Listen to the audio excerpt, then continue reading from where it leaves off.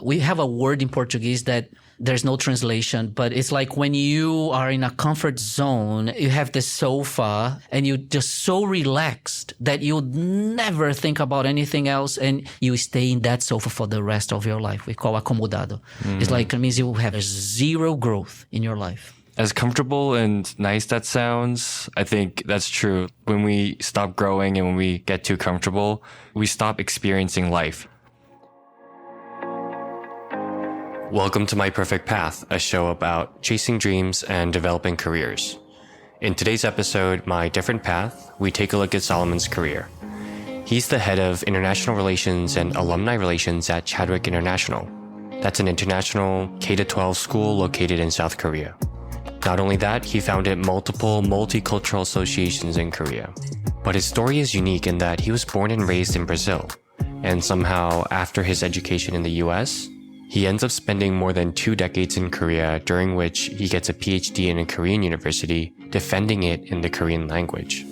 Could you imagine going to the opposite side of the earth, learning a new language, and becoming proficient enough to do a PhD?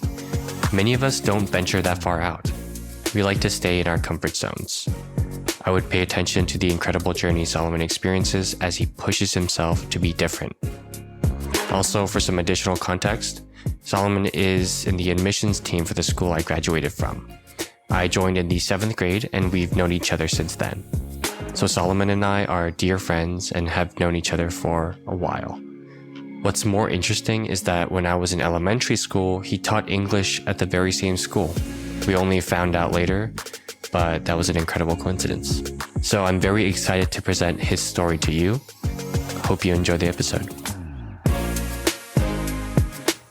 Soleiman, welcome to My Perfect Path. I'm thrilled to have you here. Thank you, Daniel. It's a pleasure to be here. It's great to meet you in Korea. Right now, we're located in Songdo, back in my high school, actually. And Soleiman is part of the admissions team at Chadwick International.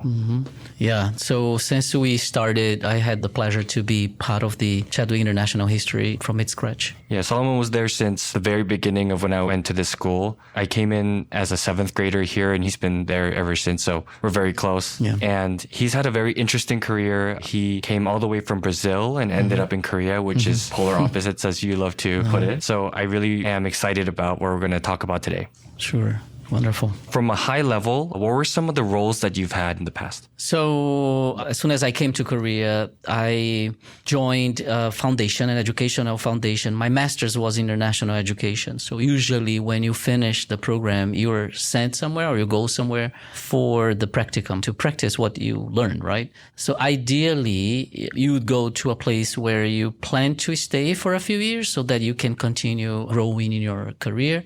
But at the time, our universities planned to send me to China. And at that time, I was, I believe, not ready to go to China. But I had too many Korean friends and I was learning a little bit of the language. And I really wanted to come to Korea anyway, to visit them. And the professional opportunity came. But anyway, just to say that my very first role was to start a program on cultural immersion program at a Korean foundation.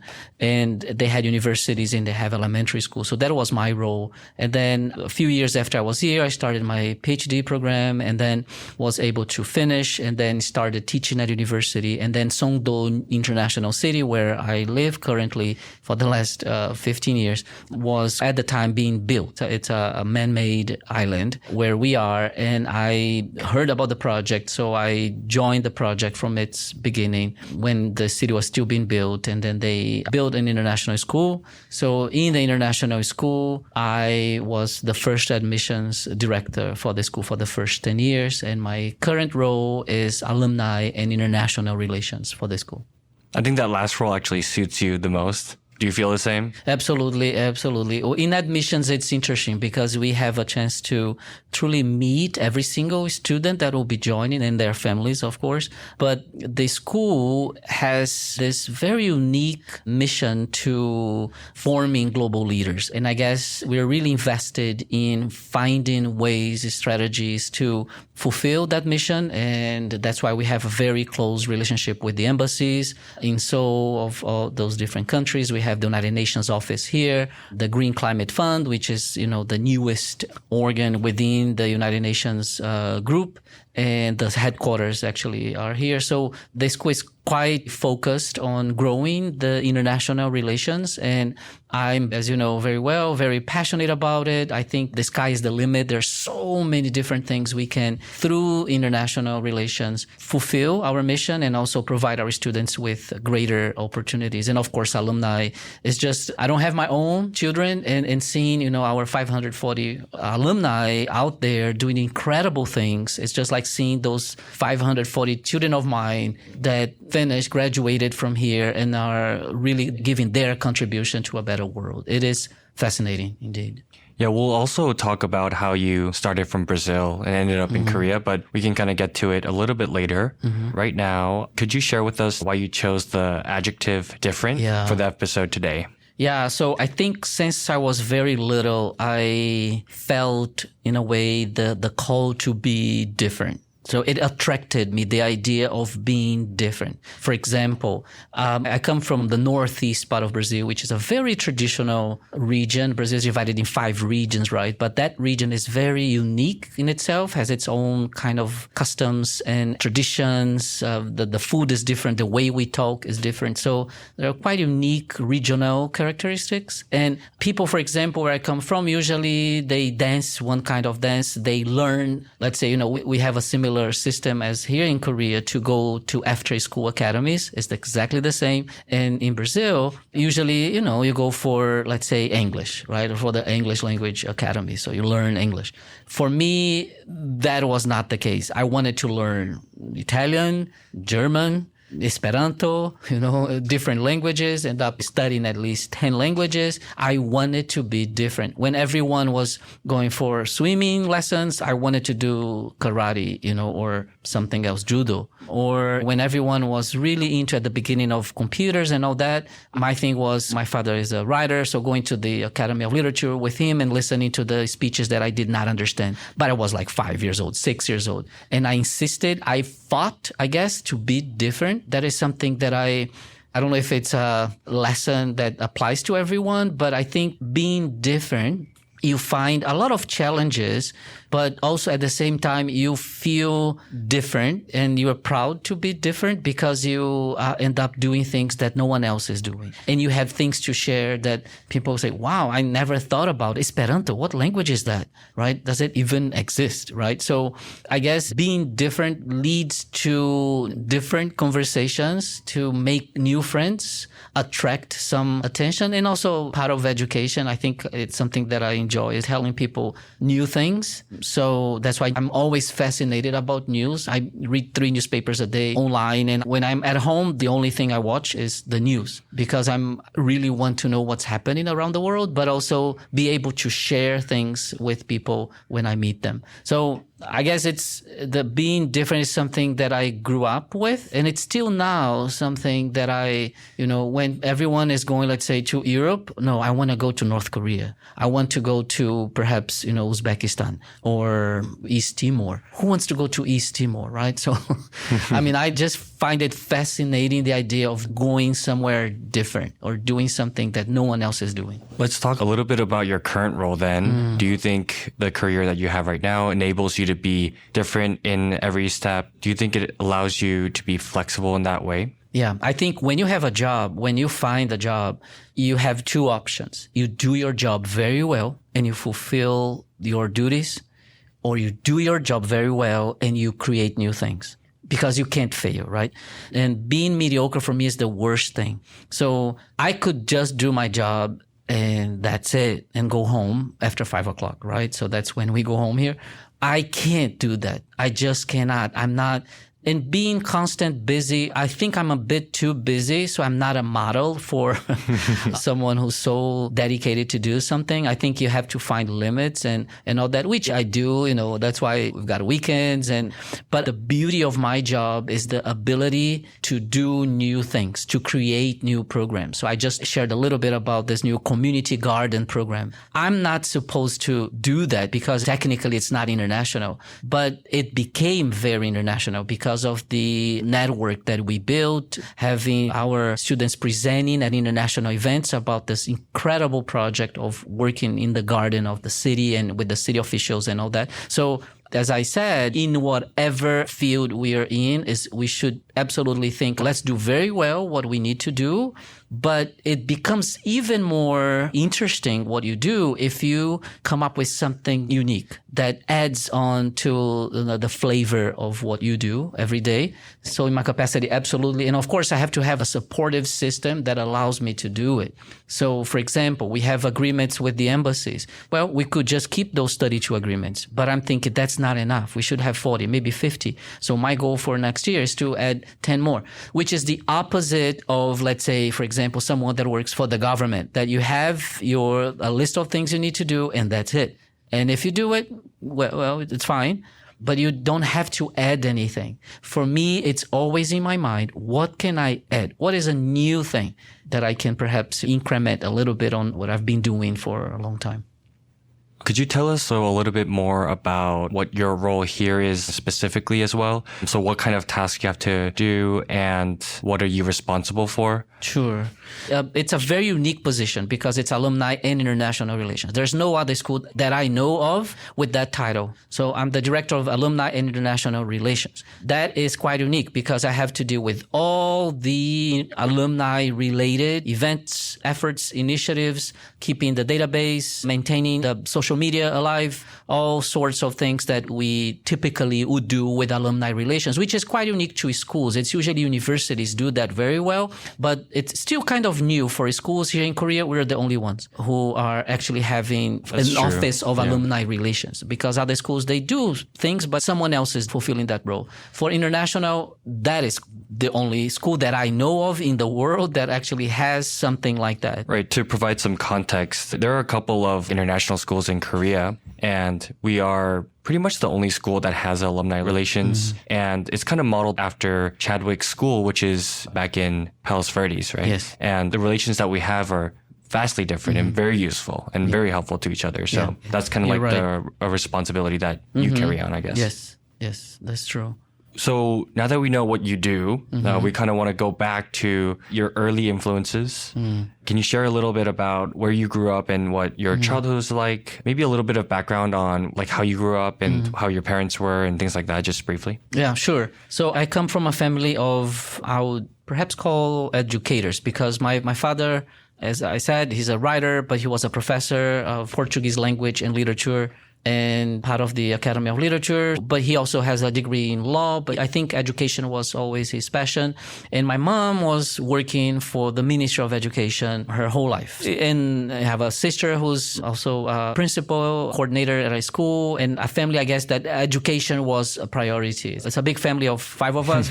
I have 4 siblings, and I think we all found education as something that we needed to do, and we, I guess, learned how to enjoy it in a way. So I think we are a product of where we come from and the environment that we grew up in. So the one that I grew up with really supported me with limitations. For example, every time I wanted to do something completely out of the ordinary, my father and my mom would always say, perhaps no. And even like going to the Academy of Literature meetings, my father was like, why are you going? You don't need to go. Please don't. No. But I insisted.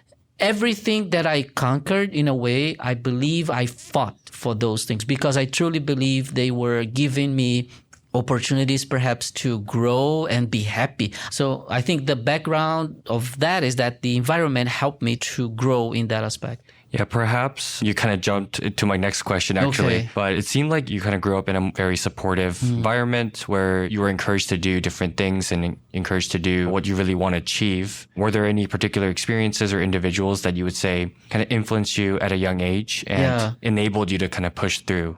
So actually, it's not necessarily the family that would support me to do different things. But once I started doing different things, or traveling on my own, for example, getting a job when I was 14, 15 and making money so that I would pay for my trips and buy the tickets and say, Mom, I already bought the tickets, so I should go.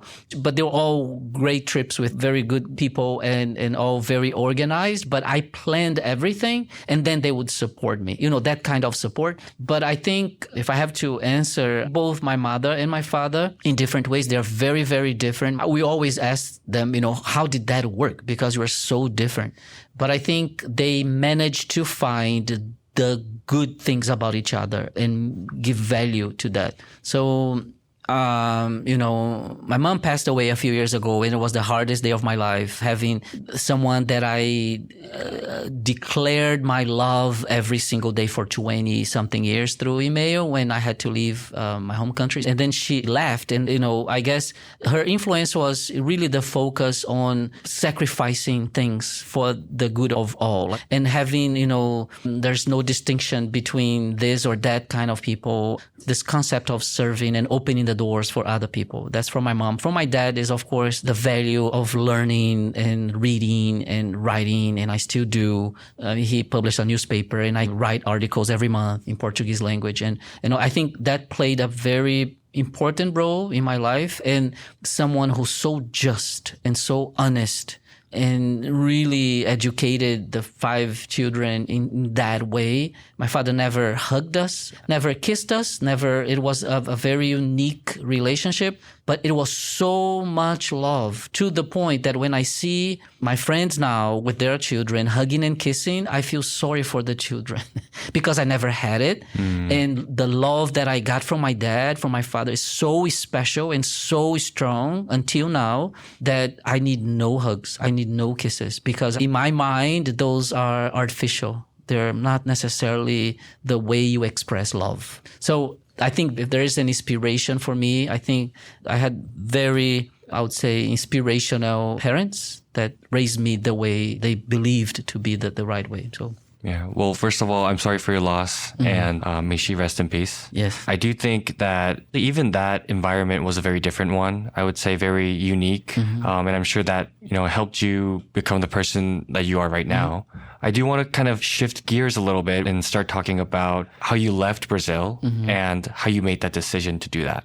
That must have been a very big jump for you, right? Like how did you make that choice? Absolutely. And I think, the first question kind of answers that question because when you want to be different, you also think differently, you act differently, and you kind of feel that you don't fit in the norm. The norm is just not okay. You have to do something else. You have to innovate and create new things, right? So I always felt that Brazil being the 5th largest country in the world was too small.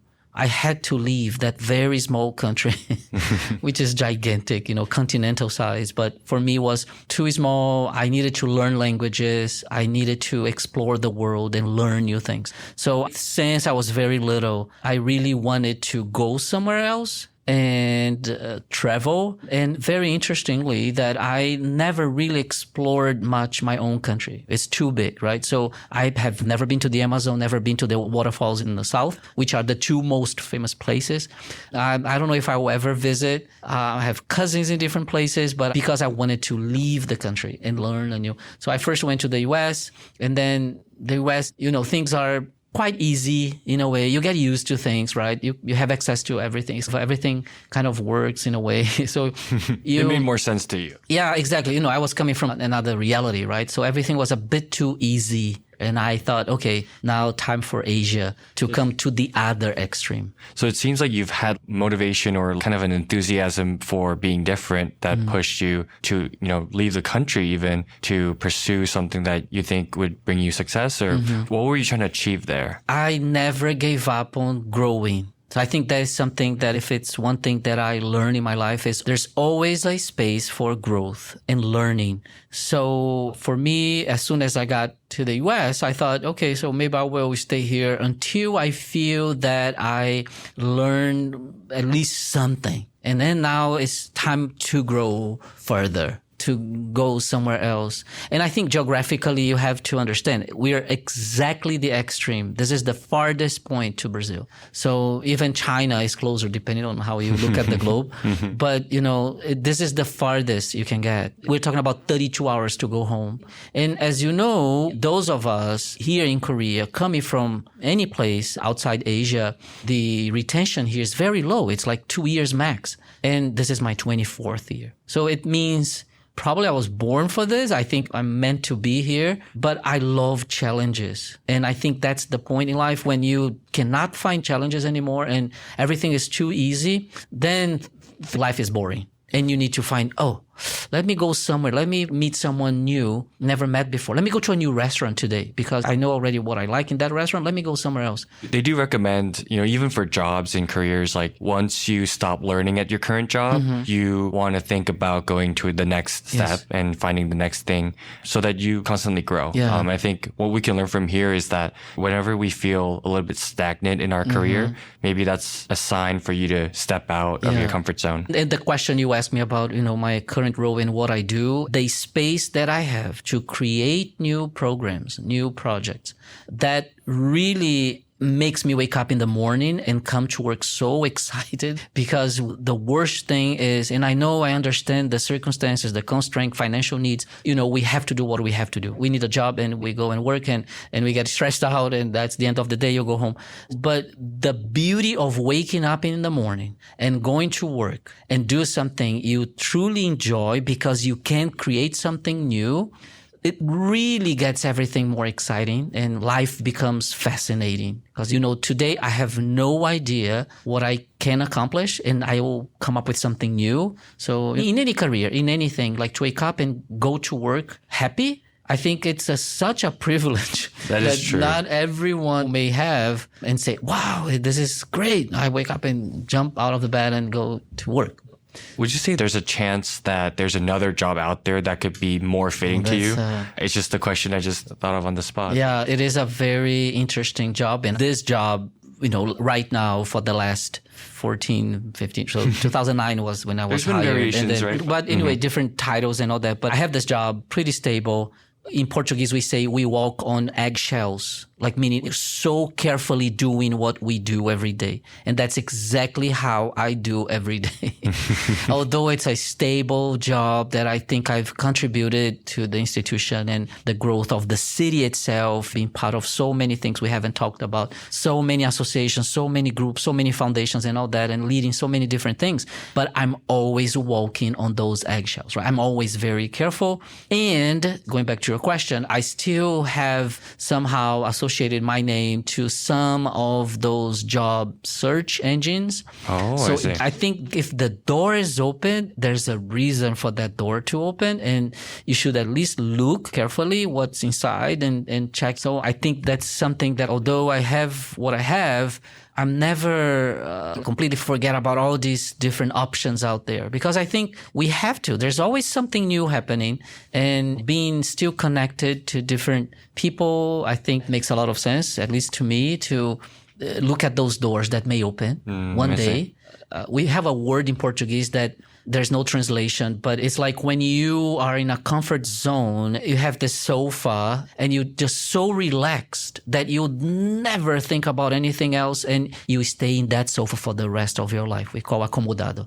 It's like, it means you have zero growth in your life. As comfortable and nice that sounds, I think that's true. When we stop growing and when we get too comfortable, we stop experiencing life, I think that's something that we can really learn from here. Kind of going back on our timeline here. So now you're in the States and you get your first bachelor's. And what was that in? So the undergrad, the first year was general medicine, medical school. So the general courses you take to finish the course of medicine, to finish and become a doctor, become a physician. And then, of course, all the other internships and observationships and all sorts of things that you do after the program. So to make it short, I wanted to finish in 4 years, right? So I did in speech and hearing pathology. So very medical, very technical, especially the audiology portion of speech and hearing pathology. It is, anatomy, physiology, it's very specific. So I had to learn all that, but I really wanted to finish because I realized that I was not happy. So I had to intern a little bit in the hospital, and I suffered more than my patients. I would go home and so depressed. I felt, this is so not for me, because I was teaching aside, and I felt in the classroom, it was where I really felt my place. This is where I belong. Then I realized that for my graduate school, I would change completely and go into education. And I did international education, my master's. But I also wanted to do maybe something in politics. So international relations would be potentially something else. So I said, okay, so after a master's, my PhD will be focused on this. So that's what happened. Anyway, so from something very medical, scientific to education, and international relations, more humanities, political science. So my resume, people read it and say, that's kind of strange, right? At the same time, it opened to so many different opportunities, I guess, in life, because I've studied this and I worked in all those 3 different areas. And I respect so much each field. And I learned, of course, a lot naturally because I had to study. But I think the main lesson that we get after we study so much for so many years is you still have a lot to learn. That's just the beginning. Because the more you learn, the more you start asking questions. And, that's what happens in countries that are not democratic, right? So once you educate people, then they start asking questions. We'll dive into the PhD portion a little bit later as well, but I kind of want to zero in on the decision-making process of how you decided to go into medical school and also deciding to switch out of it. I know you mentioned that you weren't happy about what you were doing. And you actually had something else that you really wanted to do. What were the decision criteria before you went in, and what did you feel like you didn't achieve that you thought you would achieve? Very good question. So if you were just watching a movie or playing a game or something that will probably be over in a few hours, then that's it. You do it. You're not thinking too much. You just do it. But it's life. It's learning. It's a work. It's a job. It's a study. So you spend years doing that. At least you should, to get some experience in whatever field that is, or studying, and the grad takes 4 years, or when you go to a graduate school, 2-4 years, depending on, So it's years of your life. It's not a game that you play for a few minutes. So you have to think in a long term. And for me, once I started learning more and more about medical field, let's say, I realized it's a very serious, very beautiful job, but will I be happy? So you have to connect what you do with fulfillment, with happiness, because life is way too short. It's one of my mottos, right? So I think you don't get to experience this twice. That's the way I think, at least. You have one life, and it goes very fast. And you have only those years to do everything you can to be happy and make others happy. But I have to go through the experience to realize that. So maybe 1 year, 2 years in the program, I realized, this is not going to work. I'm not going to be happy. So how did that differ from before? Like when you applied, what were you thinking that you would achieve? Of course, because it's beautiful. It's something that, I'm going to be a doctor. I'm going to do this. I wear a white gown and go to the hospital. It's a beautification of what you may be doing. And then you realize this is reality. It's not that beauty. The white gown will be covered in red. So it's not going to be white anymore when you go home. And all the things you see, right? And you start realizing, and it's so intense. So I think it's what my father always said when he was studying law, and he finished the program. In Brazil, it's the same thing. It's like about 8 years. It's very long, just like medicine. And he realized that it was not for him, but he had to finish. So for me, it was something like this. And, if I had done the whole program, it would be 8 years. But doing focused programming in speech and hearing pathology, it would be just those 4 years and finish and do something else. So I realized, I guess, in the middle, and it's okay when we realize things in the middle of something, we're doing something and then kind of wake up.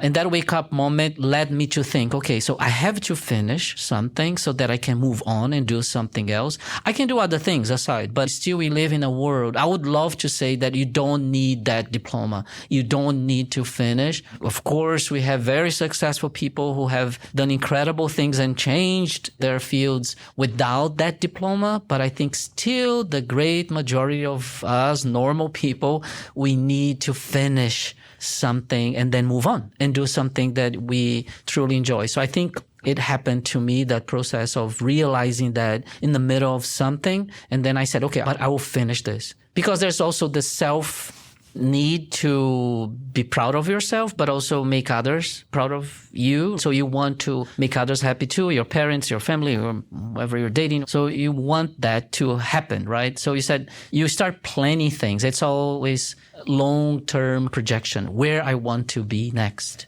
right? I think what I'm learning from here is that you don't know if something is right for you until you try it. Exactly. And it's plenty okay to be not happy with it, and if needed, to move on to a different one. And I think as long as you do it in a timely manner, you should be able to find something that you can be happy with later. Yes. So it seems like you already were teaching. So is that why you kind of delved into your next field? Yeah.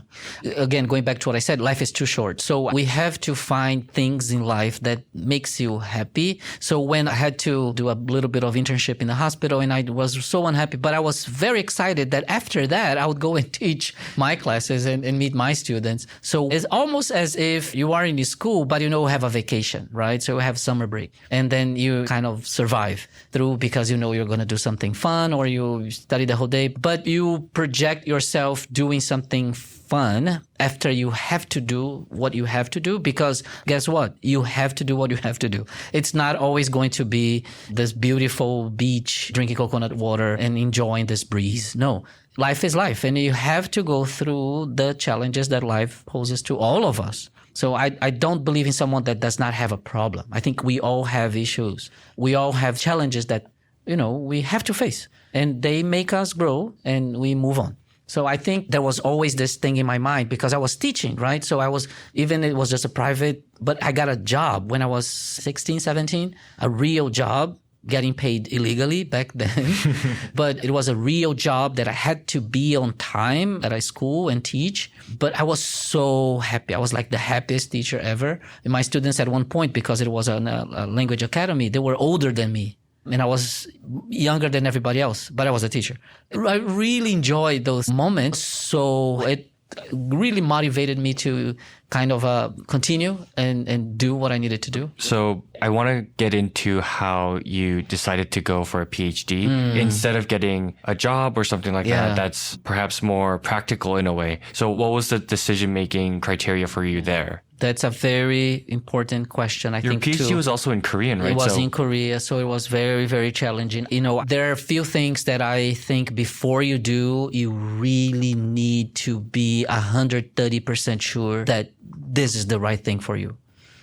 It's for very few people because it takes so much. I felt so humiliated throughout my program when I had to present my dissertation and all that.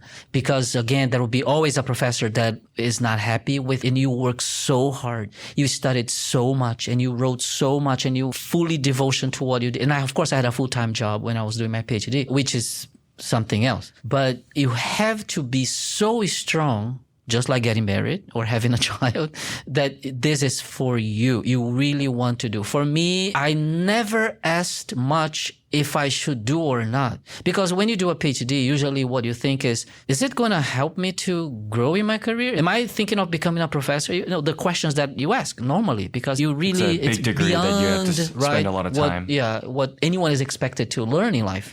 But I always kind of knew that this was going to happen in my life, that this doctorate would happen. But then it did not influence my decision to do it, because it was not because of my job that I did it. Because I knew the day I got my diploma in 2013 from a Korean university, I had to take the Korean language test. It was so hard, and I was so stressed out because of the process that, one of the professors on the board, he humiliated me. And if you're lucky to have only wonderful people that are very supportive, you were lucky to have that. I didn't. I had someone who was really difficult. Anyway, so when I came with a degree to my current job and I presented to HR and said, this is it, I just wanted to let you know. And they said, yeah, congratulations. And that's it.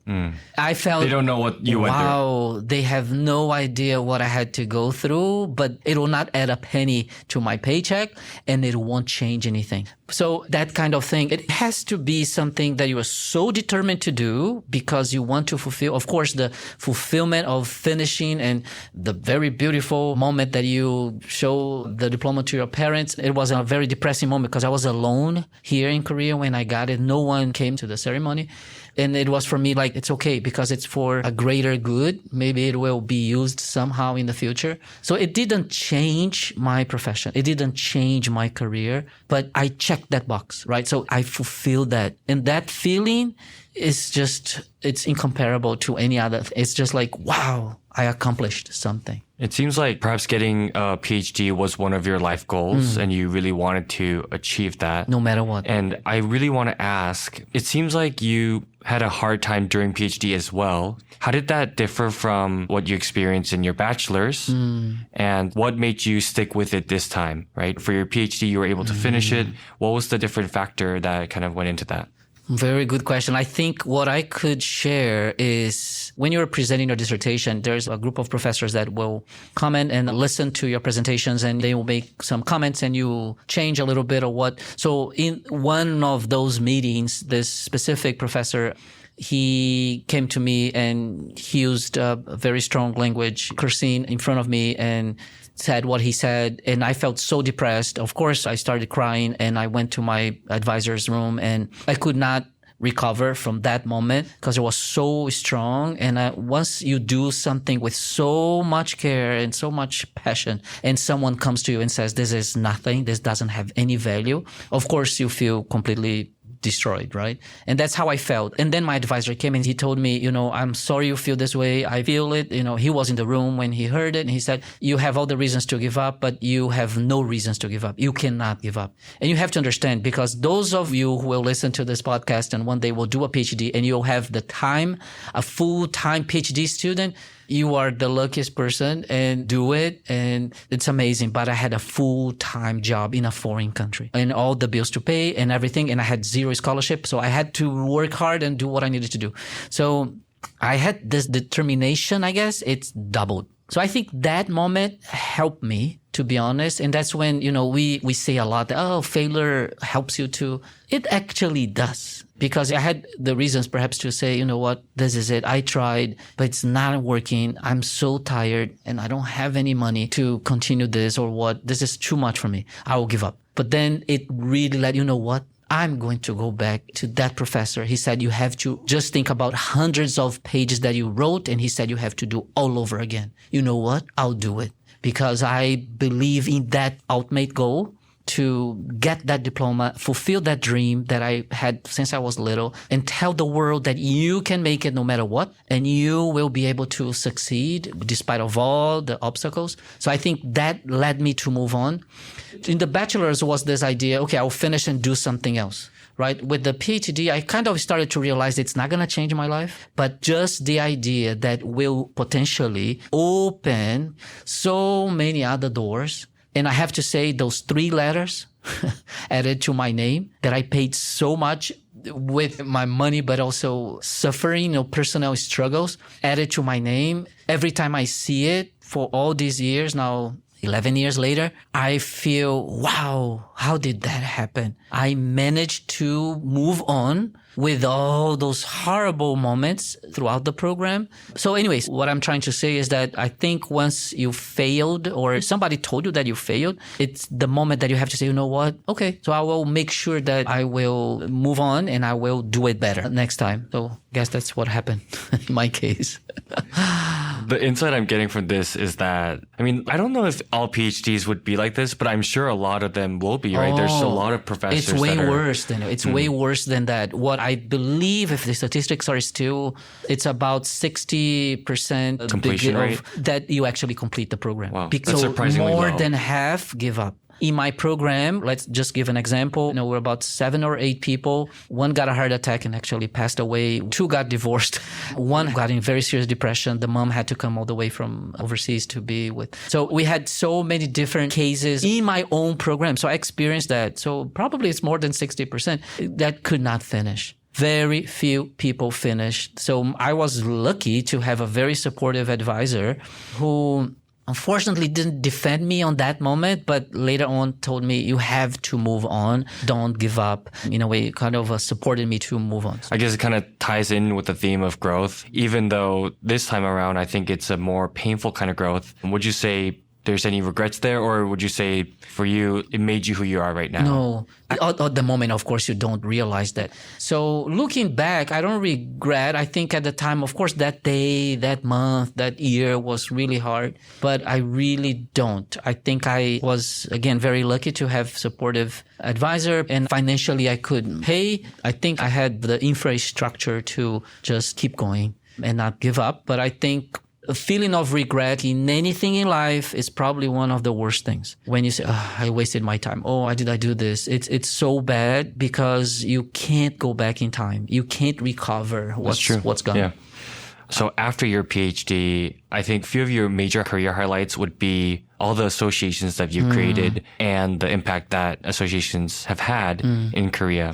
So I know a couple would be the Brazil-Korea Association, the Honorary Citizens Council, the Foreign Advisory Board, just to name a few. I guess the question would be, what pushed you to create those things? Because unlike a PhD or a job, nothing really compels you to do it. It's not really something that is very common to create. It's not something that you just do. And it's not an idea that we typically have. So what gave you the idea, and how did you push through and have that motivation to create something Okay, so like for that? those of you who don't know, this here in Korea, it's a country that very few people stay for a very long time. So retention of expats in Korea, it's one of the lowest in the world. So the average is less than 2 years. But I guess when I came here, I said, this is a long-term thing. I'm not planning to leave soon. And I always felt kind of uncomfortable to be in a place, in a situation where things didn't exist or would not be. For example, when I came here and I visited my embassy, which is kind of rare as an expat or a foreigner to go and meet the diplomats. And I know it's not something very common, but I did. So I went to the embassy and I met and I said, okay, so where's the Brazilians here? How many Brazilians and where are they? Do they have an association? Do they have a club? Do they have a Facebook page? I said, no, we don't have anything like that. So I said, okay, wonderful. Can I start something? And of course, the ambassador was, yeah, sure, thank you, right? If you'll do it for because free, no one else, no one's going to stop you. No one else will think about or do it because you have zero obligation in your life to do it. But I always felt, I think organized institutions are very important. I just thought of people that went through what I had to go through when I first got here. And I said, maybe some ways to help those individuals. So that's how I started. Maybe it was one of the first things I did. And again, of course, the World Cup was happening in 2002 and all this. So there was a very exciting moment for Brazilians to be here. And I felt the need to organize the community. So that was the first one. And then all these other organizations that you mentioned came through because I felt there is a need to help others to get organized as a community and give my contribution. Now, did you have any experience creating something like this before, or was it completely new? That's a good question. In the U.S., in my university back in Texas, we didn't have anything in the Latin American club or anything that was an organized group of us who were studying there. So I remember I tried to get the Latin American club, but it was a very small college club, right? It was nothing like an association or something that was big and serious with adults and all that end up being all these associations that you mentioned here. And then there's one association, for example, that you did not mention, which is the International School Council, that existed before. And as soon as I joined, I felt because in life, you have all these options, right? And I truly understand. I think leadership is not for everyone. I think leadership is for, again, few people, but you can be wonderful supporters of the leaders, right? And still do, like when we interview people, interview students, we always ask, what are your leadership experiences? Want to be a leader or what? And when they say, no, I don't want to be a leader, but I want to support the leader, that for me is an incredible answer because you have your own strategies to be successful supporting the leaders.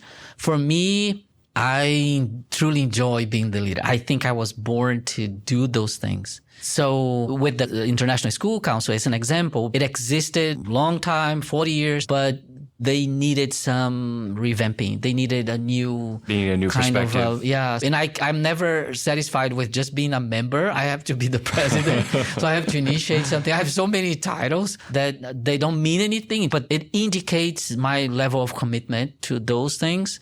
So the honorary citizenship is the same thing. I got the title. I could just go home and happy and celebrate, right, with my friends. Well, no, I had to come up with the council of honorary citizens so that the city hall would be consulting and all that. So that kind of thing here in Songdo with the Foreign Advisory Board is the same thing. But, I think for anybody, and it applies to anyone in anything, even if you don't have a job, is what is the legacy you're leaving? When you go and move on to another life, have you done something interesting that maybe people, let's do it and make sure that somebody else is going to carry on this flag? But for me, it's always asking, what are some of the things that maybe I have contributed that hopefully someone else will do it in the future because I'm not going to be here forever. And that's another thing. You have always to think of how we can train others to do some of the things that you started. I want to go into what specific skills or talents have been crucial to your success in this field, like the current one that you have right now, working at a school as alumni relations and perhaps admissions as well. Yeah, so since my job doesn't exist out there, right. I'm the only one with this title, with this business card. So perhaps I'm not saying that I'm the best model for either one. I'm very passionate about both, but I learn every day a new thing about what I do. So my advice is always to be up to date to what is happening out there. So for example, alumni relations, since the sky is the limit, and international relations as well, you always have to look at what others do. For international relations at a school, since it doesn't exist, I have to create. So I kind of think I have the skills to be the creator of something. So it's a skill set that it is who I am. So like to start a new thing completely out of nothing.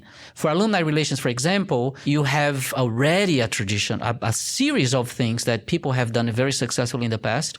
And you can look at those things and say, okay, let's try to do a few of those initiatives and maybe improve and adapt, adjust. I don't believe that in anything, in any field, you can just copy and paste. And you always have to look at your own context and adjust and adapt and make it better. So the skill set that are needed is you've got to really be passionate about dealing with people, right? You need to be somehow open to learn new things from all sorts of people, right? To be really open-minded and that kind of thing. I think you have to be also ready to, I would say, carry boxes around, right? So very heavy boxes because you have to move around. You have to be in charge of events and do that kind of thing. So I think it requires some physical energy that you need to put into what you do to fulfill your job. But also in any job, be part of a larger group, a larger network of people that are doing the same job or similar, and you can learn from them and share. So that's why, I love the concept of associations, because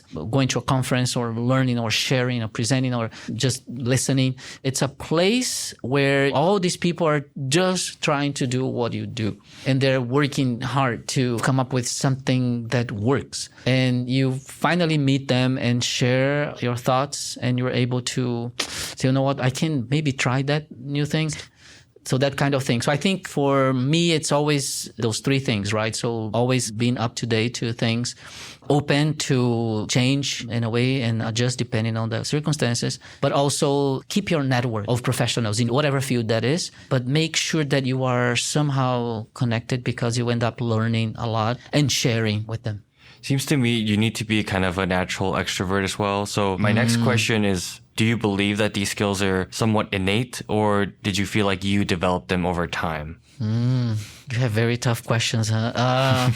To be honest, I always thought that being a bit more outgoing and extrovert, you have more options. I think there's a difference between being extrovert and easygoing or kind of willing to learn. Because I have so many friends who are very, very shy. And of course, here in Korea, the tendency of most people is to be I come from the other extreme right? of culture, like too much open and we kiss everyone and hug everyone. And so it's a bit too much. But this culture is very different. And I learned a lot when I first got here. So I have so many very, very, very shy friends, but they are incredible speakers and amazing experts in their field. And when we meet in small group or, one-to-one, and I realize how amazing they are and so capable and wonderful professionals. So throughout time in my life here, I think it taught me that you don't have to be that outgoing to be successful at all. But I think it helps. I think it really helps if you try. That's why the beauty of, for example, public speaking programs, theater, drama, that kind of thing, because you learn how to communicate. That's why, when I was very little, I thought languages would really open so many doors, and it really did. I have to say, going to my very first international event, I was still in college and it was an international thing. And I saw all these people speaking Spanish and Italian and French and all that. And I was like, wow. And I would talk to my friends and they don't speak those languages. And it was kind of the most fascinating thing because I could talk to them.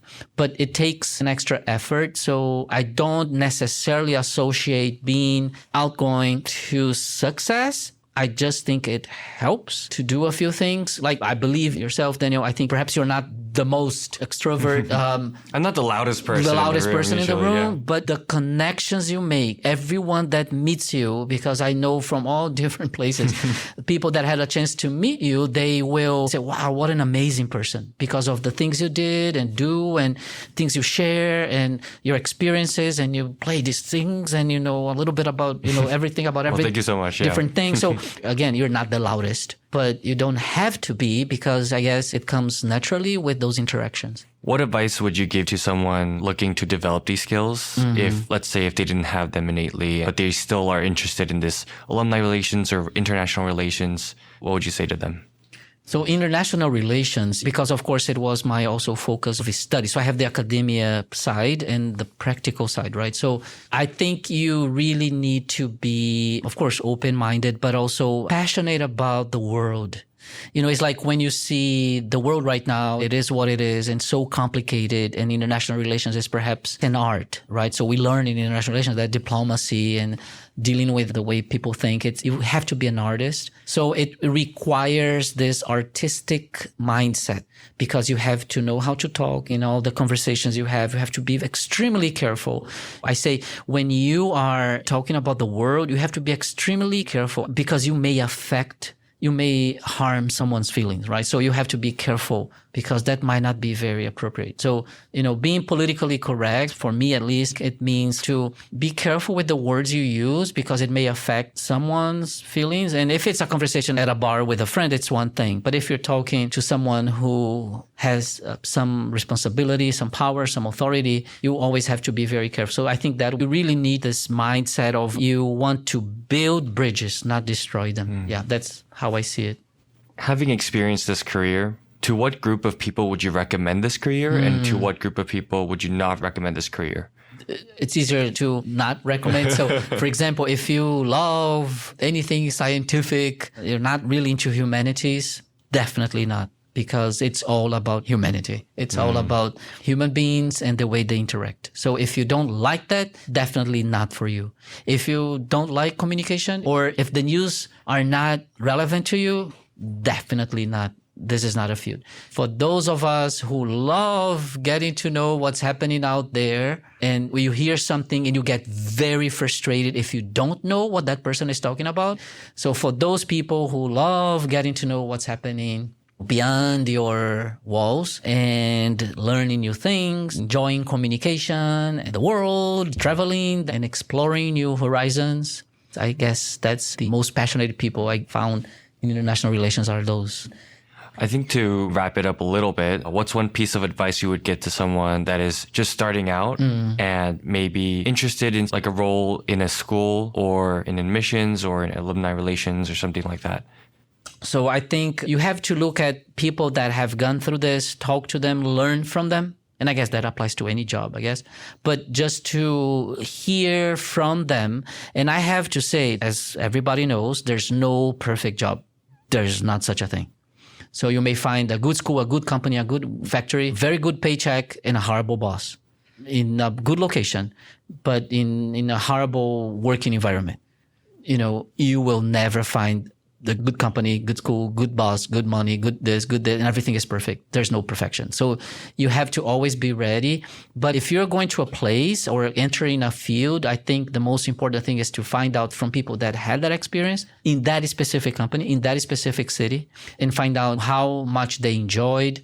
Of course, everyone will have a different experience. That's for sure. But you can learn things by talking to people and kind of getting to know for that specific context, if it would work or not for you based on that experience. Also, whatever job that is or whatever school you're going to or a country, that really hurts when I hear people saying that, I'm going there just for, 2 years and then I'll move on to somewhere else. I think that is a very bad beginning of a place to work because then you're not really fully committed. I know that things may change. I know that after a year you realize it's not for you. But unless it's an internship, if you're going to get a job at a place and you say, it's just for a short time and then I'll do something else, I think that's wrong. I think you end up getting very frustrated because you should be there for a long term and you're more committed, you can enjoy more, but you have to do your homework, right? You have to talk to people, study about that company, read as much as possible about who's leading it, get the feeling from people that already went through the experience. And people may have a very positive experience, maybe, not necessarily, but you heard those stories. To summarize a little bit about what we talked about today, I think we went over your decisions on coming out of Brazil, making the decision to pivot during your bachelor's and deciding to do something totally different. Also, we went over your struggles during PhD and eventually overcoming it. And I think some things that I'm learning today is you really focus on growth and also being different at the same time. And I really enjoyed that because, we can't forget to be ourselves. One quote that I really resonate with is be yourself because everyone else is already taken, right? So there's only a very unique version of you that only you can become. So today, that's been very inspirational. So thank you so much for joining today. I think for someone who's looking to have this very unique role in the future, maybe this will be very helpful. So I really appreciate everything that you shared today. Yeah, I really appreciate too. I think in life, we have very few opportunities to share things about life. And your questions were so precise, were so touching in most important aspects. And I believe that every single one was really well thought, well planned, and led to the conclusion that you made. I always remember my father who talks a lot too. I talk a lot, as you can see, but my father talks even more because he's an intellectual philosopher. And we always stop him because he can talk forever, but we always had to cut the mic because he talks too much. So here at school, I have someone who does that for me, an assigned person that will tell me, Soli, that's it. You have to stop.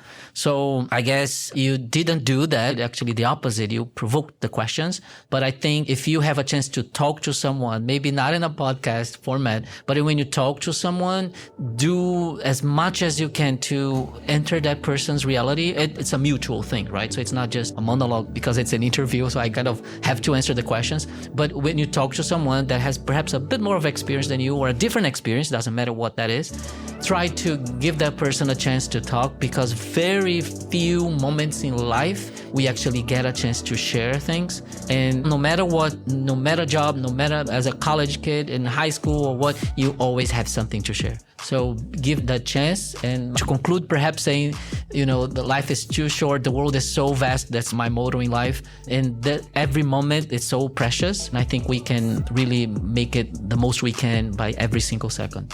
Yeah, I really resonate with that. And I think that's something that I'm set out to do with this podcast as well. Trying to search for those stories that people don't really get to share, but can be very important to those key people that are listening. Yeah, so absolutely. Thank you so much. Thank you. It's been a pleasure. A wonderful conversation. Appreciate it. Bye. Bye-bye.